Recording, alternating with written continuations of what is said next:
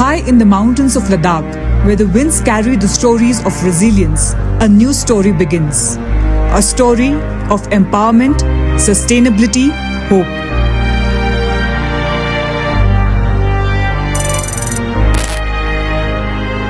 This is a story of Indian Army, defenders, protectors, changemakers. The Indian Army, known for protecting borders, now champions a cause closer to home.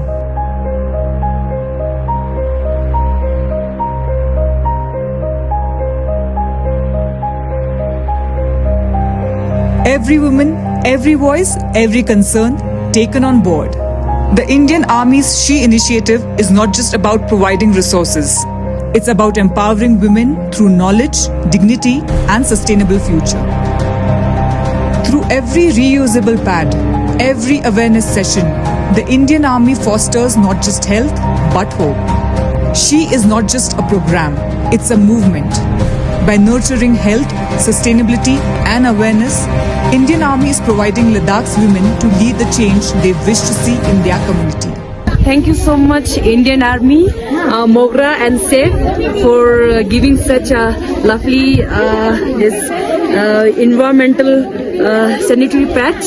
साथ भावना, आप यहाँ हमारे गांव में आए, मुद में आए और हम सारे लड़कियों को आपकी तरफ से ये मिला है। ये बहुत ही लड़कियों के लिए बहुत ही फायदेमंद होते हैं और आपने इसका पूरा हमें इंस्ट्रक्शन दिया, हमें बताया कि कैसे यूज करना है, कैसे रखना है, कैसे हमें इसका उपयोग करना है। इसके लिए हम आपके बहुत ही आभारी और शुक्रगुजार। Thank you so much. This is just the beginning. Together we can build a future of care, hygiene, and courage.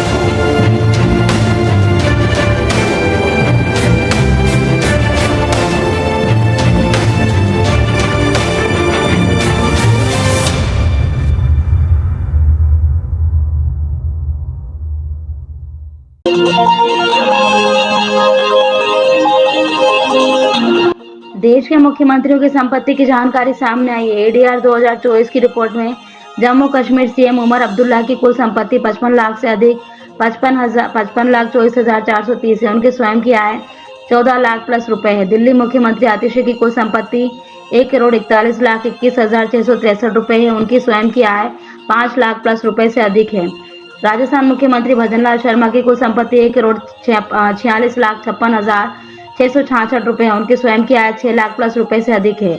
Uttar Pradesh मुख्यमंत्री योगी आदित्यनाथ 1,54,94,054 रुपए के मालिक है। उनकी स्वयं की आय 13 लाख प्लस रुपए है।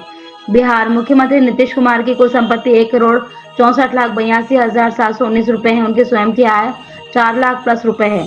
पंजाब सीएम भगवंत मान की कुल संपत्ति 1,97,10,174 रुपए है। उनके स्वयं की संपत्ति 18 लाख प्लस रुपए है। छत्तीसगढ़ मुख्यमंत्री विष्णुदेव साय 3,80,81,550 रुपए के मालिक है। उनकी खुद की आय 10 लाख प्लस रुपए है। हरियाणा दूसरी बार सीएम बने नायब सिंह सैनी के पास 5,80,52,714 रुपए की संपत्ति है। उनकी खुद की आय 13 लाख प्लस रुपए से अधिक है।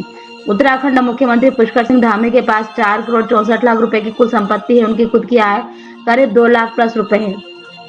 हिमाचल प्रदेश मुख्यमंत्री सुखविंदर सिंह सुक्खू के पास कुल संपत्ति 7,81,00,000 रुपए है। उनकी खुद की आय 17 लाख प्लस रुपए से अधिक है। गुजरात सीएम भूपेंद्र पटेल के पास 8,22,00,000 रुपए की संपत्ति है। उनकी स्वयं की आय 16 लाख प्लस रुपए है। महाराष्ट्र तीसरी बार के सीएम देवेंद्र फडणवीस के पास 13,27,00,000 रुपए की संपत्ति है। उनकी स्वयं की संपत्ति 38 लाख प्लस रुपए है। झारखंड मुख्यमंत्री हेमंत सोरेन 25,33,00,000 रुपए के मालिक है। उनकी स्वयं की आय 22 लाख प्लस रुपए है। मध्य प्रदेश मुख्यमंत्री मोहन यादव के पास 42 करोड़ रुपए की कुल संपत्ति है। उनकी स्वयं की आय 24 लाख प्लस रुपए है। ऐसे लोगों को 3 साल तक नहीं मिलेगा सिम कार्ड, ब्लैकलिस्ट करेगी सरकार, सूची बनाने की तैयारी। नई दिल्ली साइबर फ्रॉड का सामना कर रहे देश भर के लाखों मोबाइल यूजर्स को राहत देने के लिए सरकार ने पूरी तरह कमर कस ली। साथ ही ऐसे व्यक्तियों की सूची तैयार करने के लिए कदम उठाए गए हैं जो अब नए सिम कार्ड के लिए पात्र नहीं होंगे, यानी अब वह नया सिम नहीं खरीद सकेंगे। दरअसल दूरसंचार विभाग डीओटी ने नए सिम कार्ड नियमों के तहत सख्त उपायों को लागू करना शुरू कर दिया है। हाल ही में ट्राई द्वारा शुरू किए गए अभियान का उद्देश्य फर्जी कॉल और एसएमएस की समस्या से निपटना है। अधिकारी इस संबंध में सख्त एक्शन लागू करने के लिए तैयार हैं। 3 साल का बैन। मीडिया रिपोर्ट के मुताबिक किसी और के नाम पर सिम कार्ड प्राप्त करने या धोखाधड़ी वाले मैसेज भेजने वाले व्यक्ति पर सख्त एक्शन लिया जाएगा। साथ ही ऐसे अपराधियों को साइबर सुरक्षा के लिए खतरे के रूप में कैटेगराइज किया जाएगा। जानकारी के मुताबिक ऐसे यूजर्स को 3 साल तक के लिए प्रतिबंध का सामना करना पड़ सकता है। फेक मैसेज भेजना भी दंडनीय अपराध। नए नियमों के तहत किसी दूसरे व्यक्ति के नाम पर सिम कार्ड लेना अपराध माना जाता है और फेक मैसेज भेजना भी दंडनीय अपराध माना जाता है। 2025 से इन अपराधियों के नाम एक ब्लैकलिस्ट में जोड़े जाएंगे, जिसे सभी दूरसंचार ऑपरेटरों के साथ शेयर किया जाएगा ताकि सुनिश्चित किया जा सके कि उनके नाम से फिर से कोई सिम कार्ड जारी न हो। ब्लैकलिस्ट किए गए लोगों के लिए सिम कार्ड ब्लॉक कर दिए जाएंगे और उन्हें 6 महीने से लेकर 3 साल तक की अवधि के लिए नया कनेक्शन लेने से प्रतिबंधित कर दिया जाएगा। सरकार ने इन साइबर सुरक्षा नियमों के तहत व्यक्तियों का एक संग्रह बनाने का फैसला किया है। एक बार सूची तैयार हो जाने के बाद इन यूजर से को नोटिस भेजा जाएगा। इसमें 7 दिनों के भीतर जवाब देने की आवश्यकता होगी। सार्वजनिक हित से जुड़े इन मामलों में सरकार बिना किसी पूर्व सूचना की कार्यवाही कर सकती है। परिणाम स्वरूप शख्स 6 महीनों के 3 साल तक नया सिम कार्ड नहीं खरीद सकेगा। इन साइबर सुरक्षा रेगुलेशन की आधिकारिक घोषणा नवंबर में की गई है, जिसमें अपराधियों के खिलाफ कड़ी कार्रवाई सुनिश्चित करने के उद्देश्य से कई नए प्रावधान पेश किए गए थे। बढ़ रहा शहर और साथ ही बढ़ रहे अपराध। इंदौर शहर में पुलिस कमिश्नरी लागू होने के बाद भी अपराधों में कोई कमी नहीं देखने को मिल रही है। जैसे जैसे शहर बढ़ रहा है वैसे वैसे वारदात भी बढ़ रही है। शहर में हर माह 5 हत्याएं हुई हैं। अब तक 60 हत्याएं हो चुकी हैं। इस साल हत्या का ग्राफ भी बढ़ा है। पिछले साल से 10 अधिक हत्याएं इस साल हो चुकी हैं। कुल मामलों में पुलिस खाली हाथ है, लेकिन रिकॉर्ड के अनुसार नवंबर माह तक साल 2022 में शहर में 68 हत्याएं हुई थी, जबकि 2023 में केवल 45 हत्याएं दर्ज हुई थी। इस साल अब तक 57 हत्याएं हो चुकी हैं। इस माह भी शहर में 3 हत्याएं अब तक हो चुकी हैं। इनको मिलाकर इस साल शहर में 60 हत्याएं हो चुकी हैं। पिछले साल से ज्यादा हैं ये। इनमें से कुछ मामलों में पुलिस अभी तक खाली हाथ है। इस वर्ष हत्या के प्रयास के मामले भी बढ़े। शहर में 2022 में नवंबर माह तक हत्या के प्रयास के 82 मामले दर्ज हुए थे, लेकिन 2023 में ये आंकड़ा 152 था, जबकि इस साल ये आंकड़ा 165 है। इस हिसाब से हर माह शहर में 14 जानलेवा हमले की घटनाएं हो चुकी हैं। इस माह में 10 से अधिक हत्या के प्रयास में केस दर्ज हो चुके हैं। 3 हत्याओं में नाबालिग। शहर में इस साल हत्या की घटनाएं तो बढ़ी हैं, लेकिन एक नया ट्रेंड अब यह भी देखने को मिला है कि अब नाबालिग भी हत्या जैसे गंभीर मामलों को अंजाम दे रहे हैं। इस साल भाटगंगा और आजाद नगर में हुई 2 हत्याओं में सभी आरोपी नाबालिग निकले थे। इसके अलावा हत्या के प्रयास के भी कई मामलों में आरोपी नाबालिग निकले। पुलिस ने उनको पकड़ा है। यही नहीं, 2 से 3 बार शहर में ऐसा भी देखने को मिला है जहां 24 घंटे में 2 हत्याएं शहर में हुई। 2 मामले परदेसीपुरा में नंदीग्राम राजेश नामक व्यक्ति की हत्या, सिर में पत्थर मारकर हुई हत्या, और राजेंद्र नगर में हुई डॉक्टर सुनील साहू की हत्या है, जबकि परदेसीपुरा में ही पेंटर विनोद राठौर की चाकुओं से गोदकर हत्या कर दी गई थी। हालांकि इस हत्या का आरोपी पुलिस ने पकड़ लिया था। आधा दर्जन हत्याओं में गोली मारी। शहर में पुलिस लगातार चाकूबाजों और अवैध पिस्टल की खरीद फरोख्त करने वाले आरोपियों पर कार्रवाई कर रही है। उनको घर जाकर चेक भी किया जा रहा है, लेकिन इसके बावजूद चाकूबाजी की घटनाओं में इस साल कोई कमी नहीं आई है। पुलिस लगातार अवैध पिस्टल बेचने वालों पर भी कार्रवाई कर रही है, लेकिन एमजी रोड क्षेत्र में भाजपा नेता और राजेंद्र नगर में हुई डॉक्टर की हत्या में अवैध पिस्टल का उपयोग हुआ है। इसके अलावा शहर में आधा दर्जन मामले में गोली मारी गई है। ज्यादातर हत्याएं चाकू मारकर की गई हैं।